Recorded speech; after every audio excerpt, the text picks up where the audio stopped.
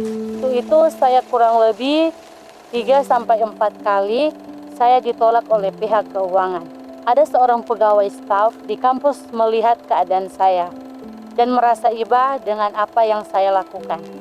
Pada saat itu, di hari terakhir pendaftaran, beliau mengeluarkan uang. Beliau berpesan, banyak berdoa, selalu andalkan Tuhan dalam kondisi apapun, serta tetap semangat, dan jangan beritahu siapapun kalau uang itu dari saya. Hanya Tuhan saja yang tahu dan akan membalas semuanya.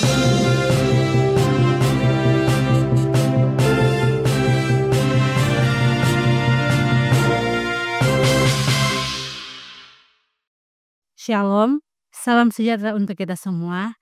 Perkenalkan, nama saya Maria Kaat. Pada saat ini keseharian saya sedang berkuliah dan saya mengambil jurusan pendidikan agama Kristen.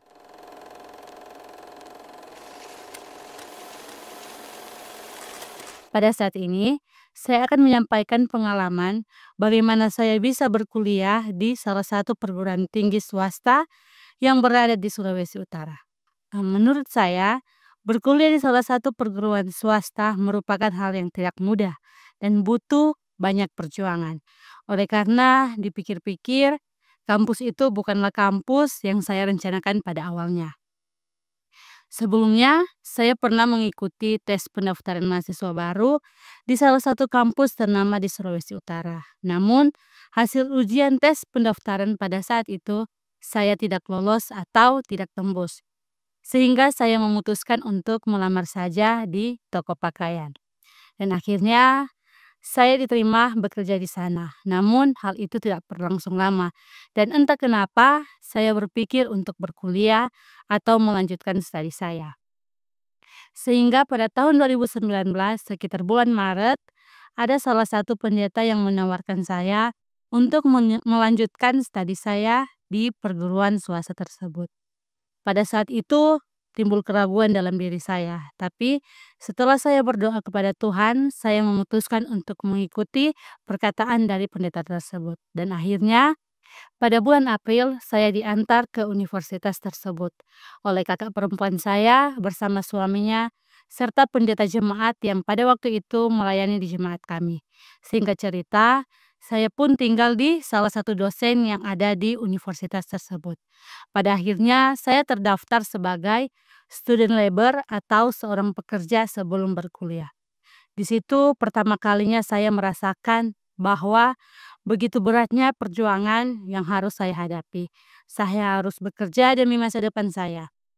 Selama saya melakukan pekerjaan, saya selalu berdoa kepada Tuhan agar Tuhan memampukan saya. Sebelumnya, saya hanya melakukan pekerjaan yang ringan-ringan, namun kini akibat kondisi dan latar belakang keluarga saya yang kurang mampu, situasi memaksa saya untuk membuat saya harus lebih keras dalam bekerja dan mengumpulkan biaya untuk perkuliahan saya.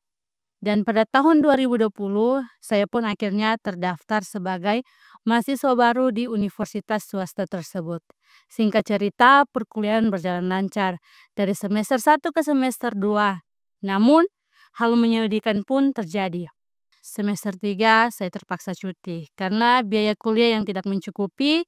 Dengan tangisan dan keringat, saya berdoa dan bekerja.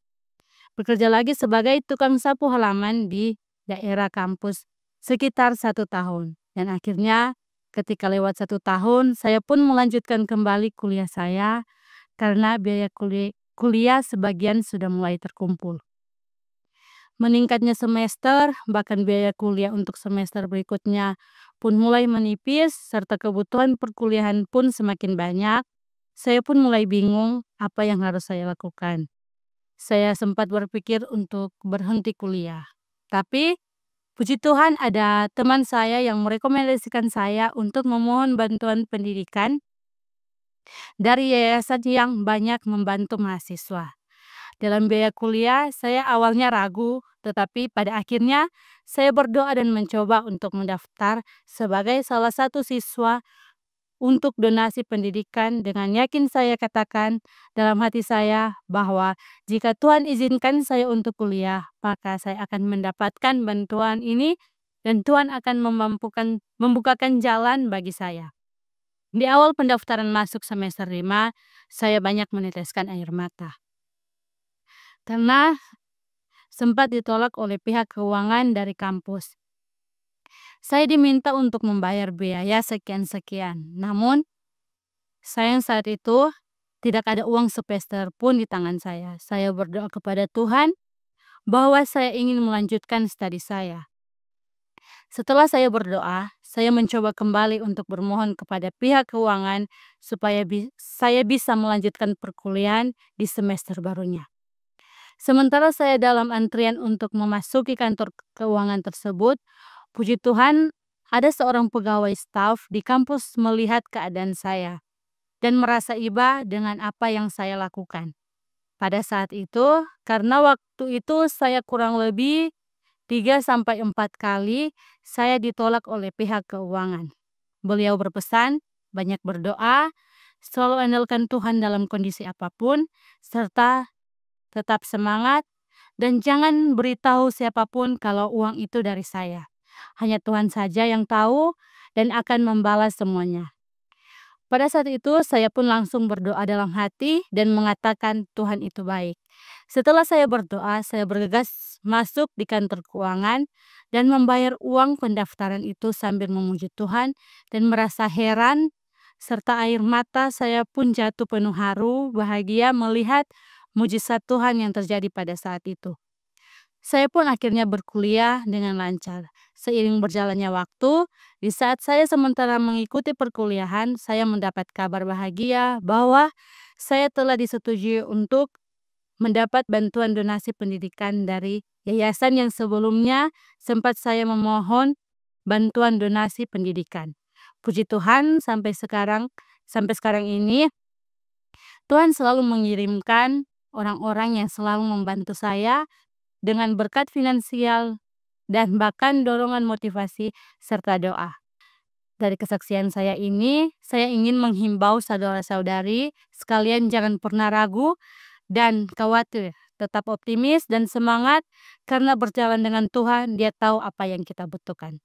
Satu ayat yang selalu memberikan semangat bagi saya yaitu dalam Yesaya 41 ayat 10 yang berbunyi, "Janganlah takut sebab aku menyertai engkau, janganlah bimbang sebab aku ini Allahmu, aku akan meneguhkan bahkan aku akan menolong engkau, aku akan memegang engkau dengan tangan kananku yang membawa kemenangan." Akhir kata, saya ucapkan banyak terima kasih. Tuhan memberkati kita semua. Shalom.